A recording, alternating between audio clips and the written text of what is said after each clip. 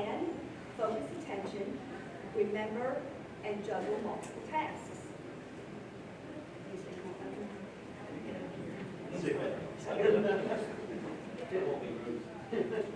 We use these skills every day to learn, work, and manage daily life.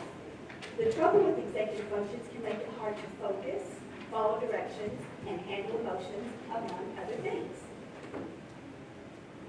Our genes provide the blueprint for learning these skills, but they develop through experiences and practices. The foundation is laid in infancy when babies first learn to pay attention. These skills typically develop most rapidly between the ages of 3 to 5 years of age, followed by another spike in development during the adolescent and early years. It takes a long time and a lot of practice to develop them. As adults, we set up the framework for children to learn and practice these skills over time by establishing routines, breaking larger tasks into smaller tasks, and encouraging games that promote imagination, role-playing, following rules, and controlling impulses. Did you know students with executive function needs may have difficulty starting new tasks, planning time to apply to tasks, developing goals and solutions to problems? They may not be able to curb their immediate impulses and focus on the task at hand. Working memory skills may be weak, along with time management, a la your ADD, ADHD children. These are some of the executive functions I'm going to include.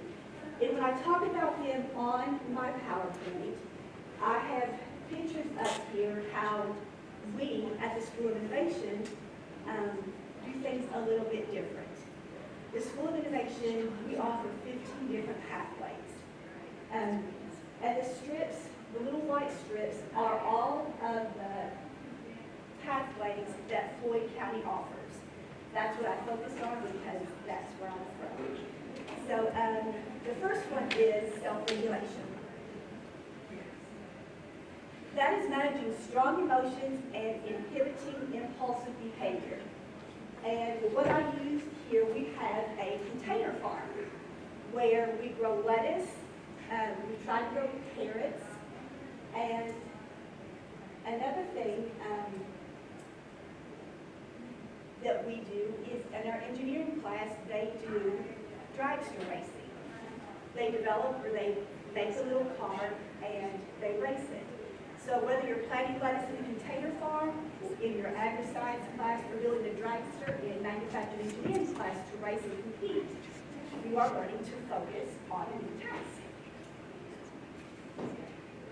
Attention. We all know what attention is. So we have in our heavy equipment class 2 simulators. One is a bulldozer simulator and one is a backhoe simulator.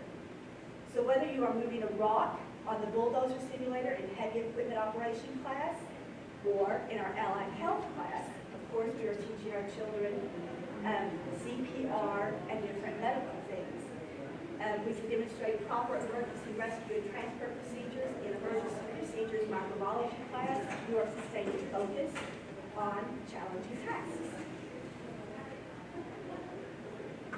Task initiation.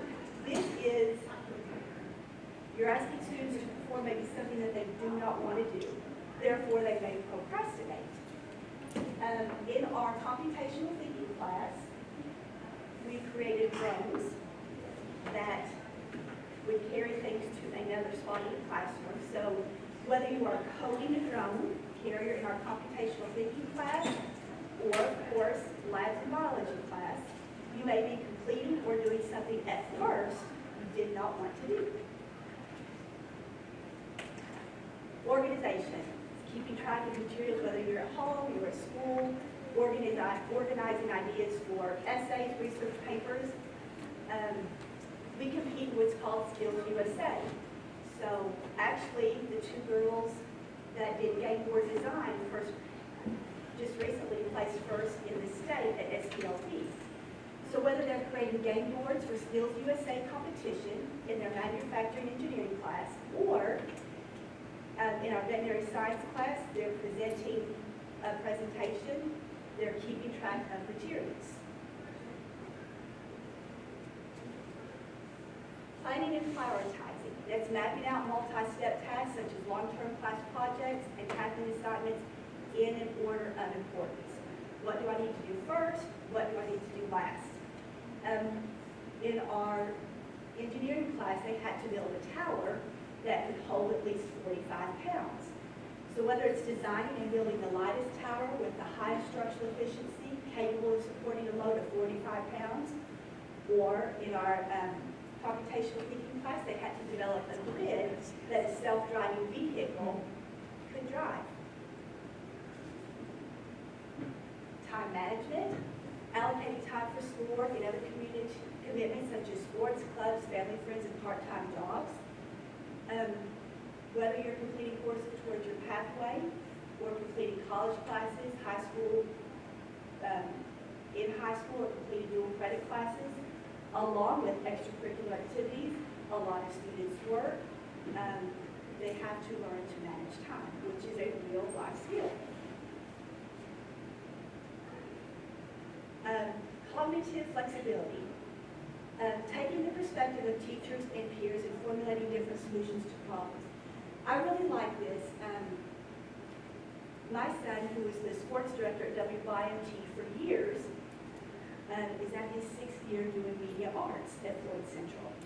And our allied health teacher at FCSI is a registered nurse. So they're bringing years of experience to the classroom, which I think is awesome. So whether it's taking allied health classes from a registered nurse or a media arts class from a TV station sports director, you can use their work background and formulate different solutions to problems maybe that they did not use. So it's tons of life experience that's brought into the classroom.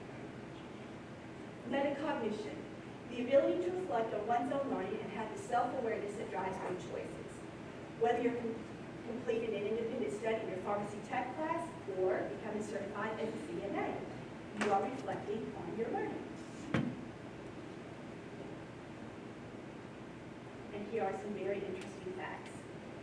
In 2021, the percent of youth who are no longer in secondary school, they had IEPs in effect at the time they graduated high school, and were enrolled in higher education, competitively employed, enrolled in other education or training, or in some other type of employment within 1 year of leaving high school.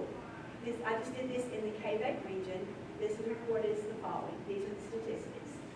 Floyd County Schools, we had almost 58%. Letcher County, almost 56%. Perry County, 48%. Pike County, 44%. And Wolfe County, almost 79%. That's pretty good. And those are my sources. The Kentucky Department of Education, the Office of Special Education, the CTE, and the executive function. And then the last 2 slides are just my posters. But let me give you some feedback on the Floyd County School of Innovation. We have about 200 students right now enrolled. And right now we are in the process of blind scoring 160 new applicants for the next school year.